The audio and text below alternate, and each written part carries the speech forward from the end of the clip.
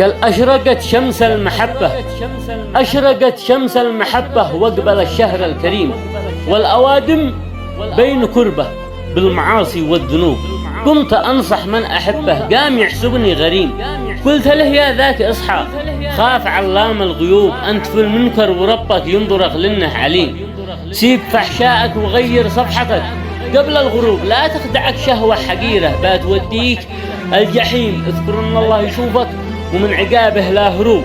كون واعي يا صديقي، كون بالعقل السليم، سيب كل المنكرات اللي تغيظ الله وتوب. جيت اقول لك يا صديقي لانها الشهر العظيم، رمضان هذا شهر توبة ما يبقى فيها العيوب. صوم واستغفر لربك، ربنا دايم رحيم، برحمته يغفر لكامل ما فعلته من ذنوب. يا حبايب ركزوا وإشارتي تكفي الحليب، لا تلوموش المريض اللي بتغريها الحبوب. الذنب مش ذنب الرجل اللي بتغريها الحريم المغريات، أما في الأسواق ولا في القلوب. الذنب ذنب الأب ذي يترك بناته للجحيم، يسمح لهم بالهرج هذا والتقاصد باللعوب. كلمة قصيرة حاء وراء ويا أميم كلمة، ومن حافظ عليها ما يشوف هذا العيوب.